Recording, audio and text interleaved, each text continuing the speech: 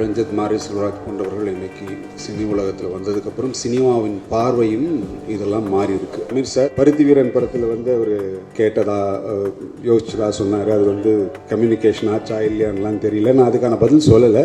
நான் இன்னைக்கு சொல்லிடலான்னு நினைக்கிறேன். கேட்டதுனால அவர் நிறைய இடத்துல சொன்னதுனால நான் பதில் சொல்ல வேண்டியிருந்தது. வேற எந்த உள்நோக்கமும் கிடையாது. மாரியோட வேகத்துக்கு ஓடுறதுக்கு ரொம்ப கஷ்டம். அது வேற மாதிரி ஒரு குதிரை. அது ஓடிக்கிட்டே இருக்கும். விக்ரம் அவருடைய அனுபவம், அவர் வாழ்க்கை, அவர் வாழ்ந்த முறை எல்லாம் வித்தியாசம். ஆனால் துருவோட வாழ்க்கை வேற இப்போ தான் ஆரம்பிக்குது. ஆரம்பிக்கும் போதே ஒரு முற்றுப்புள்ளி வச்சிடாதீங்க, ஒரு பெரிய பேர்னத்துக்கு முன்னாடி வச்சிடாதீங்க. அவன் இன்னும் நிறைய தூரம் போகணும். எல்லாருக்கும் வணக்கம். இது நன்றி அறிவிப்பு கூட்டம். அது உங்ககிட்ட இருந்து ஆரம்பிக்கலாம்னு நினைக்கிறேன். இந்த படத்தை இன்னைக்கு ஒரு பெரிய வெற்றி படமாக மாற்றியதில் மிகப்பெரிய பங்கு ஊடக நண்பர்களுக்கும் பத்திரிகையாளர்களுக்கும் இருக்குது. அது உங்களோட நன்றியை தெரிவிச்சுக்கிறேன். அடுத்து ரஞ்சித்தோட நான் 2 படம் பண்ணியிருக்கேன். இது 3வது இவரோட ப்ரொடக்ஷனில் பண்ணியிருக்கேன். பட் அதையும் தாண்டிய ஒரு உறவும் ஒரு அன்பும் எப்போவுமே ரஞ்சித்தோட எனக்கு இருக்குது. இன்னைக்கு ரஞ்சித் மாரி செல்வராஜ் போன்றவர்கள் இன்னைக்கு சினி உலகத்தில் வந்ததுக்கப்புறம் சினிமாவின் பார்வையும் இதெல்லாம் மாறி இருக்கு. அது அதோட இன்னொரு டைமென்ஷன் தான் இப்போ நீங்கள் இந்த மாதிரி படங்களை நம்ம பார்க்குறோம். அதற்காக நான் ரஞ்சித்துக்கு என்னுடைய நன்றிகளை தெரிவிச்சுக்கிறேன். அடுத்து என்னுடைய இயக்குனர், இந்த படத்தின் இயக்குனர் மாரி செல்வராஜ். அதீதமான ஒரு கலகக்காரன்னா மாரியை சொல்லலாம். எப்போவும் ஒரு குறிக்கோளை நோக்கி ஓடிக்கிட்டே இருக்கக்கூடிய, நீங்கள் ஸ்பாட்டில் பார்க்கும்போதே தெரியும், அப்படி ஒரு வேகமும் இப்படி ஒரு அந்த சுறுசுறுப்பு நம்மக்கிட்ட ஒட்டிக்கும். நாங்களாம் நல்லா நடிச்சிருக்கோம் அப்படின்னு சொன்னால் அதுக்கு ஒரு மேஜர் காரணமாக அவரை நான் சொல்வேன். நிறைய இடத்துல சொல்லியிருக்கேன்.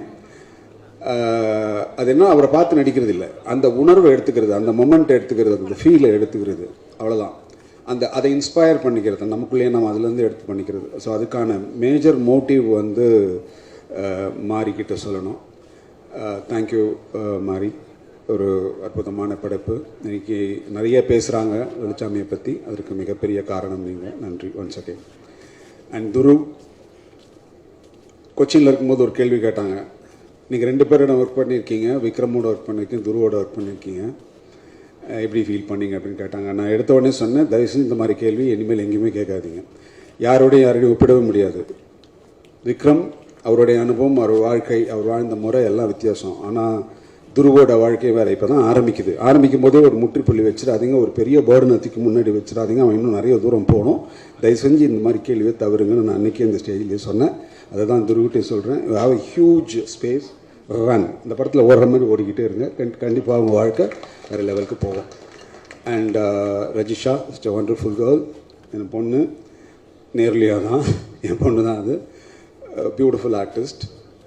எப்போவுமே ஒரு சிரித்த முகத்தோடு இருக்கும். அந்த ஷூட்டிங் ஸ்பாட்டில் அவ்வளோ எனர்ஜெட்டிக்காக இருக்கக்கூடிய ஒரு person. Thank you once again. And Aamir sir கூட நான் நிறைய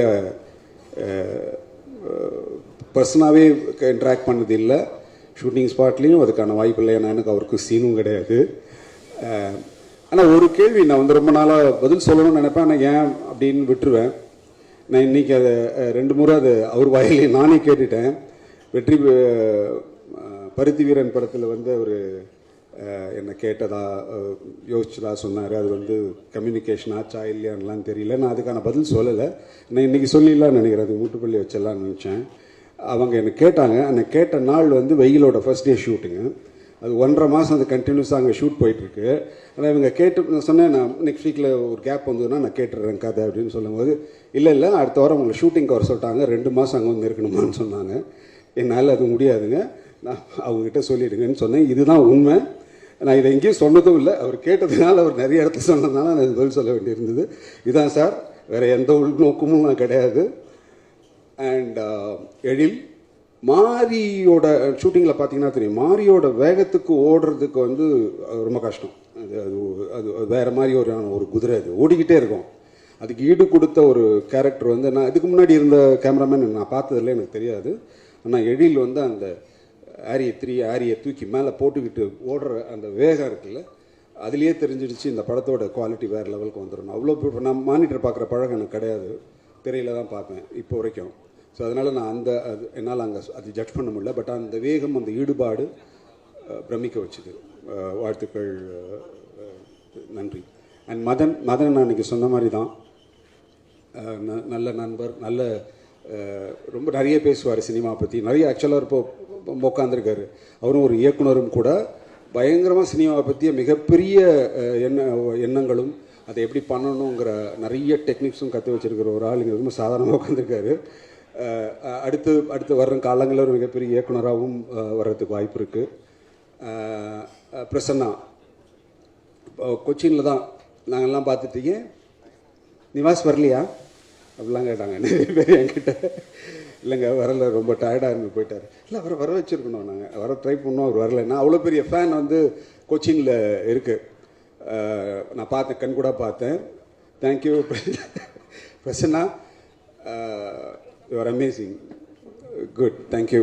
அண்ட் எடிட்டர் சக்தி, நன்றி. நிறைய பேர் தெரியல எனக்கு. எங்கள் அண்ணன் இவர். நான் ரொம்ப வருஷமாக நான் சின்ன பையன்லேருந்து இவரை பார்த்துட்ருக்கேன். இல்லை சின்ன பையன் தான், சினிமாவுக்கு வந்து சின்ன அப்படி சொன்னேங்க, சினிமாவுக்கு வந்ததுலேருந்து அவரை பார்த்துட்ருக்கேன் நான். நல்ல நண்பர். அப்புறம் அதித்தி, ஒண்டர்ஃபுல் பர்சன், எப்போவுமே சிரிச்ச முகத்தோடவே இருக்க ஒரு பர்சன். எனக்கு வந்து நான் ஷூட் போயிட்டு இருக்கும்போது அப்லாஸ் பற்றி சொன்னாங்க. அப்லாஸும் ஒரு ப்ரொடக்ஷன் தான் அது கோ ப்ரொடியூஸ் பண்ணுறாங்க அப்படின்னு சொன்னாங்க. நான் அந்த மாதிரி ஒரு கேரக்டர் அந்த ஷூட்டிங்லேயே பார்க்கல.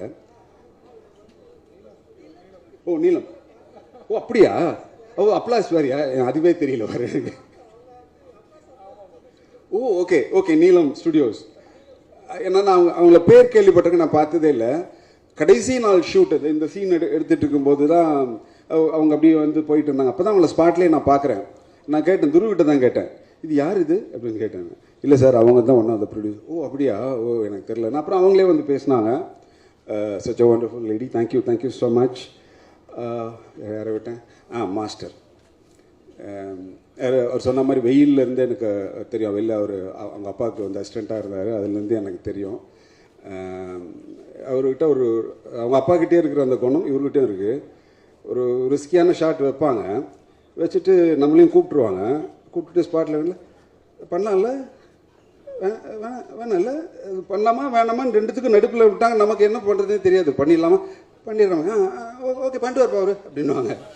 இல்லை அதாவது நீங்கள் பண்ண வேணாம்னு சொல்ல மாட்டாங்க, நீங்கள் பண்ணணும். ஆனால் அது வந்து அது ஒரு ட்ராமாலாம் பண்ணி நம்மளை பண்ண வச்சுருவாங்க. அந்த மாதிரி ஒரு மனிதர்.